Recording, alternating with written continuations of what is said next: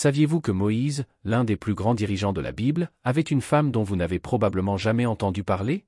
Son nom était Séphora et son histoire, bien que souvent oubliée, est pleine de mystères et de moments surprenants. Qui était cette femme issue d'une culture différente et qui a joué un rôle si important dans la vie de Moïse? Et plus intriguant encore, saviez-vous que la Bible mentionne une autre épouse de Moïse, une Coushite? Peu de gens connaissent cette figure mystérieuse, mais elle a aussi joué un rôle important dans la vie de ce grand libérateur. Comment ces deux femmes, de cultures et d'origines différentes, ont-elles impacté la trajectoire de l'un des personnages les plus importants de l'histoire biblique? Si vous souhaitez en savoir plus sur ces personnages rarement mentionnés dans les Écritures et découvrir des mystères bibliques, abonnez-vous à la chaîne et activez les notifications pour ne rien manquer. L'histoire de Séphora commence par une rencontre inattendue, à un moment crucial de la vie de Moïse. Après avoir fui l'Égypte pour avoir tué un Égyptien qui maltraitait un Hébreu, Moïse s'exile dans le désert de Madian. Il était en fuite, confus et vivait comme un fugitif, laissant derrière lui sa vie de prince dans le palais du Pharaon.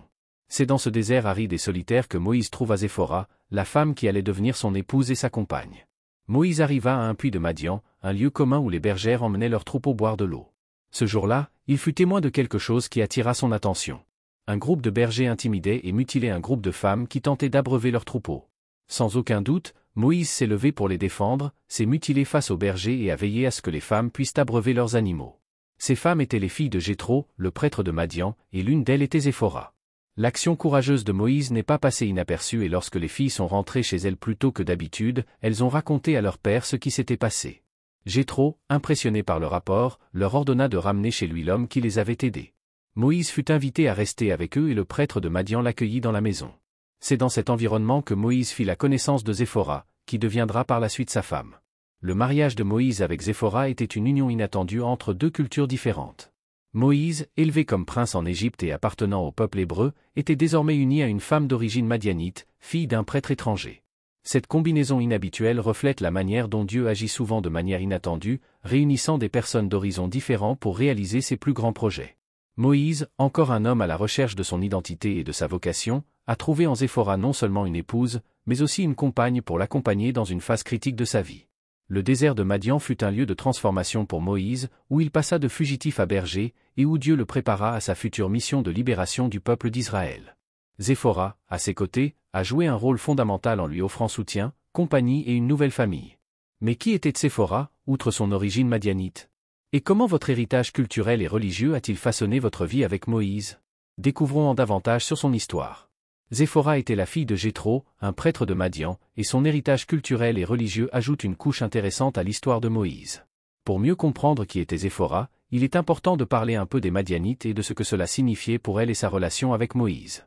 Les Madianites étaient un peuple semi-nomade qui habitait les régions désertiques autour de Canaan. L'un des fils d'Abraham avec sa seconde épouse, Shethura, descendait de Madian, Genèse 25.1.2. Cela donne aux Madianites un lien lointain avec les Hébreux, partageant des ancêtres communs. Cependant, au fil du temps, leurs pratiques religieuses et culturelles se sont développées différemment. Le fait que Séphora était la fille d'un prêtre madian, Jéthro, suggère qu'elle a grandi dans un environnement profondément religieux, même s'il n'est pas strictement aligné sur les croyances hébraïques. Le mariage entre Moïse et Séphora unit deux mondes très différents. Moïse, un Hébreu élevé comme prince en Égypte, épousa désormais une femme issue d'un peuple vivant dans le désert. Cette union symbolisait les liens culturels et les complexités auxquels Moïse serait confronté tout au long de sa vie. Même si les Hébreux étaient le peuple élu de Dieu, Moïse a épousé une femme extérieure à cette communauté, ce qui nous amène à réfléchir sur la manière dont Dieu peut utiliser des personnes de cultures différentes pour accomplir ses desseins. Séphora, étant issue d'une culture différente, a probablement apporté une perspective différente au mariage. Sa vie à Madian, où le désert était le mariage, l'a préparée à affronter la dureté de la vie dans le désert, ce qui lui serait utile plus tard lorsqu'elle et Moïse feraient face à de grands défis lors de l'Exode. De plus, le fait que Séphora était la fille d'un prêtre lui a peut-être conféré une sensibilité spirituelle importante, même si ses traditions religieuses n'étaient pas exactement les mêmes que celles des Hébreux. La Bible n'offre pas beaucoup de détails sur la vie de Séphora avant sa rencontre avec Moïse, mais son courage et sa capacité à agir rapidement et de manière décisive, comme nous le verrons plus tard, montrent qu'elle était une femme forte et spirituellement attentive. De plus, la relation de Moïse avec Jéthro, son père, indique que la famille de Séphora a eu une influence significative sur la vie de Moïse, tant personnellement que spirituellement. Jéthro a non seulement accueilli Moïse, mais lui a également offert de sages conseils pendant son séjour dans le désert, devenant ainsi un conseiller important au début du leadership de Moïse. Un détail intéressant qui apparaît plus tard dans la vie de Moïse est la mention d'une épouse coushite, numéro 12 à 1, qui suggère qu'il avait probablement une autre épouse en plus de Tséphora. L'identité de cette épouse Cusita est entourée de mystères. Nous ne savons pas exactement qui était Moïse ni quand il l'a épousée, mais sa mention dans les Écritures nous rappelle que la vie de Moïse, même en termes personnels, était complexe et couvrait plusieurs cultures. Cette seconde épouse a également provoqué des conflits entre Moïse et sa famille, montrant que sa vie de famille était beaucoup plus riche et compliquée qu'on ne peut l'imaginer à première vue. Séphora n'était pas seulement une figure secondaire dans la vie de Moïse. En tant qu'épouse, elle a joué un rôle important en soutenant et en développant Moïse pendant une période cruciale de sa vie. Après son mariage, Moïse a vécu de nombreuses années à Madian, travaillant comme berger pour son beau-père Jéthro. Cette phase de la vie de Moïse, souvent ignorée dans les récits bibliques, fut une période de transformation, où il passa de prince exilé à serviteur de Dieu. Et Séphora était à ses côtés pendant cette période, étant une compagne au milieu des incertitudes et des défis du désert. En tant que fille d'un prêtre, Séphora était probablement habituée à vivre dans une culture profondément religieuse où la vie spirituelle jouait un rôle important dans les décisions quotidiennes. Dans le désert, loin de l'agitation et du confort de la vie égyptienne, Moïse a vécu un temps de préparation spirituelle, et Séphora, en tant qu'épouse, a fait partie de ce processus. Même si la Bible ne décrit pas en détail la vie quotidienne de Moïse et de Séphora durant ces années dans le désert, on peut imaginer que leur vie n'a pas été facile. En tant que berger, il vivait simplement, sur une terre difficile, s'occupant des troupeaux et affrontant les défis du climat et de la solitude. Cette période a contribué à façonner Moïse, qui, aux côtés de Séphora, a appris à être patient, à faire confiance à Dieu et à attendre le bon moment pour agir. Séphora est également devenue mère pendant cette période. Elle et Moïse ont eu 2 fils, Gerson et Éliézer. Le nom Gerson, qui signifie ici étranger, Exode 2, 22, reflète le sentiment de Moïse d'être dans un pays étranger, un thème important de son voyage. Le choix de ce nom nous donne une idée de l'impact émotionnel que cette période d'exil a eu sur Moïse. Séphora, à son tour, lui a offert une famille et un sentiment d'appartenance pendant cette période d'incertitude. Nous avons ici une vidéo sur la chaîne qui parle plus en profondeur des enfants de Moïse. C'est sur la carte qui apparaît ici à l'écran. Cependant, Séphora n'était pas seulement une épouse et une mère, elle s'est avérée essentielle dans les moments critiques, comme nous le verrons plus tard, dans une situation de vie ou de mort, Séphora a pris des mesures décisives qui ont sauvé la vie de Moïse, montrant son courage et sa compréhension de l'importance des traditions spirituelles de son mari. Cet épisode montre que Séphora avait une profonde compréhension spirituelle, et même si elle appartenait à une culture différente, elle était sensible aux besoins spirituels et physiques de sa famille. Il est important de noter que Séphora a vécu aux côtés de Moïse à une époque où il était encore en train de découvrir son identité et sa vocation. Elle partageait la vie avec un homme qui avait fui son pays, qui portait le poids d'un passé complexe en Égypte et qui cherchait encore à comprendre ce que Dieu avait prévu pour lui. L'un des moments les plus mystérieux et énigmatiques impliquant Séphora se produit dans Exode 4.24.26, après que Moïse ait reçu l'appel de Dieu à retourner en Égypte et à libérer les Israélites. Cet événement est l'un des plus intrigants de la vie de Moïse, et le rôle que joue Séphora est fondamental, montrant sa force et sa compréhension spirituelle. Alors que Moïse se rendait en Égypte avec Séphora et ses enfants, quelque chose d'inattendu et de dramatique s'est produit. La Bible nous raconte que, pendant le voyage, Dieu trouva Moïse dans une hutte et tenta de le tuer. Le récit biblique n'explique pas directement pourquoi, mais il est probable que Moïse ait excusé un commandement important, la circoncision de son fils. Cet acte faisait partie de l'alliance que Dieu avait conclue avec Abraham et ses descendants, signe d'obéissance à l'ordre divin. Face à cet affrontement divin, Séphora a agi avec rapidité et détermination. Elle a pris un couteau de pierre et a immédiatement circoncis son fils, touchant les pieds de Moïse avec son prépuce, puis a déclaré, « Sûrement, tu es pour moi un mari assoiffé de sang. » Ce geste fut crucial pour sauver la vie de Moïse. Peu de temps après la circoncision, Dieu l'a laissé tranquille et le danger a été paralysé. Cet épisode, bien que bref, est entouré de mystères. Pourquoi Dieu était-il si en colère contre Moïse qu'il voulait le tuer, et pourquoi Séphora a-t-elle compris si rapidement ce qu'il fallait faire? Il semble que, même si elle était une femme d'origine madianite, Séphora était consciente des traditions hébraïques et de l'importance de la circoncision, quelque chose qui était profondément enraciné dans l'alliance entre Dieu et le peuple d'Israël. Cela révèle que Séphora, bien que n'étant pas israélite de naissance, comprenait la signification spirituelle de certains rituels hébreux et était prête à exécuter les ordres de Dieu, même en temps de crise. L'acte de Séphora n'était pas seulement une démonstration d'obéissance, mais aussi de courage. Elle est intervenue lorsque la vie de son mari était en danger, et son action rapide a été essentielle pour atténuer le jugement de Dieu. Ce moment renforce l'importance de Séphora dans la vie de Moïse, non seulement en tant qu'épouse et mère de ses enfants, mais aussi en tant que femme dotée d'une profonde compréhension spirituelle et capable de performer dans des moments de pression extrême. Cet événement souligne à quel point Séphora était intégrée à la mission de Moïse, même s'il ne la considère souvent que comme une figure secondaire. Sa rapidité et son action ont sauvé Moïse d'une situation qui aurait pu se terminer en tragédie, lui permettant de poursuivre son voyage et de remplir son rôle de libérateur d'Israël. Mais qu'est-il arrivé à Séphora après cet épisode? Moïse était en route vers l'une des missions les plus importantes de l'histoire biblique, et Séphora, bien qu'essentielle à de nombreux moments, devrait se retirer temporairement. Après l'épisode mystérieux et dramatique de la circoncision de leur fils, Séphora et Moïse poursuivent leur voyage vers l'Égypte, où Moïse affrontera le Pharaon et accomplira la mission divine de libérer le peuple hébreu de l'esclavage. Cependant, tout au long de ce voyage, nous voyons que Séphora et ses enfants se sont éloignés temporairement de Moïse pour retourner à Madian. Cette paralysie, bien que brève et sans beaucoup de détails dans la Bible, est significative. Apparemment, Séphora et ses enfants n'ont pas accompagné Moïse directement lors des événements qui ont marqué la confrontation avec le Pharaon, les fléaux et la direction de l'Exode. Le retour de Séphora à Madian, chez son père Jéthro, suggère qu'elle a dû laisser Moïse continuer sa mission seule, au moins pour un certain temps. Ce type de sacrifice est quelque chose que Séphora semble avoir accepté. Bien que le récit biblique soit centré sur Moïse et sa mission, nous pouvons imaginer l'impact émotionnel et personnel de cette séparation pour Séphora, qui, comme toute épouse et mère, devrait faire face à la peur et au souci du bien-être de sa famille. Il est possible que la décision de Séphora de retourner à Madian soit liée à la nécessité de protéger ses enfants des difficultés et des dangers auxquels Moïse serait confronté en Égypte. La mission de Moïse était dangereuse et la confrontation avec le Pharaon était sur le point de déclencher une série d'événements catastrophiques, comme les plaies.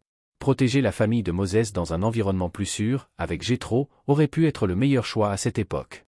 Un autre aspect intéressant est que, bien que la Bible ne fournisse pas beaucoup de détails sur les pensées ou les sentiments de Séphora à cette époque, sa décision de retourner à Madian reflète la complexité de la vie personnelle de Moïse.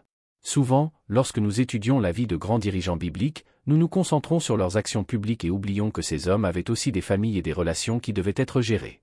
Dans le cas de Moïse, sa mission de libérateur du peuple hébreu exigeait des sacrifices non seulement de sa part, mais aussi de sa famille, dont Séphora et ses enfants. Cette période de distance était temporaire, mais nécessaire pour que Moïse puisse se concentrer sur la mission colossale que Dieu lui avait confiée. Séphora, au lieu d'être aux côtés de Moïse en Égypte, a pris soin de ses enfants et s'est préparée aux défis futurs auxquels ils seraient confrontés ensemble. Après l'événement de l'Exode et la libération du peuple hébreu de l'esclavage en Égypte, Séphora et Moïse ont eu des retrouvailles importantes. La Bible nous raconte que, quelque temps après que les Israélites eurent quitté l'Égypte, Jéthro, le beau-père de Moïse, ramena Séphora et ses 2 fils auprès de Moïse dans le désert, Exode 18.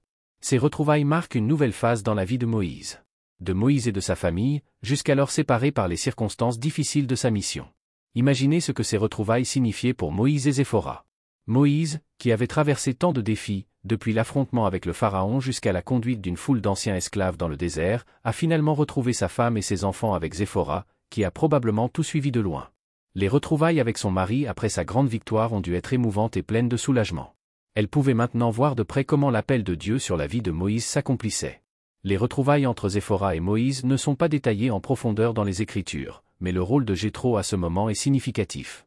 Jéthro, le beau-père de Séphora, non seulement lui a ramené la famille de Moïse, mais il a également joué un rôle crucial en tant que conseiller de Moïse dans l'un des moments les plus difficiles de son règne. Observant Moïse essayant de répondre uniquement aux exigences de diriger et de juger le peuple d'Israël, Jéthro réalisa que Moïse se dépassait et lui donna de sages conseils qui changèrent la façon dont Moïse dirigeait. Jéthro a suggéré à Moïse de déléguer ses responsabilités de juge en nommant des dirigeants pour traiter les petits cas, alors qu'il ne s'occuperait que des affaires les plus graves. Ce conseil a été transformateur, permettant à Moïse de gouverner plus efficacement et sans s'épuiser. Cela nous montre que la famille de Séphora, en particulier son père Jéthro, a continué à avoir un impact profond sur la vie et le leadership de Moïse. Un autre point qu'il faut considérer est combien ce moment de rencontre a renforcé l'importance des relations familiales dans la mission divine. Même pour Moïse, un homme au nom extraordinaire, les retrouvailles avec sa femme et ses enfants étaient vitales pour son équilibre émotionnel et spirituel. Parfois, nous nous concentrons tellement sur les grandes missions et les miracles que nous oublions la valeur du soutien familial et des relations humaines dans la vie des grands chefs religieux. L'héritage de Séphora, bien que parfois oublié, est important. Elle était bien plus qu'une simple quadruplée dans l'histoire. Son courage, sa sagesse et son soutien constant à Moïse dans les moments critiques ont contribué à façonner la vie et le destin de la femme que Dieu a choisie pour diriger le peuple d'Israël.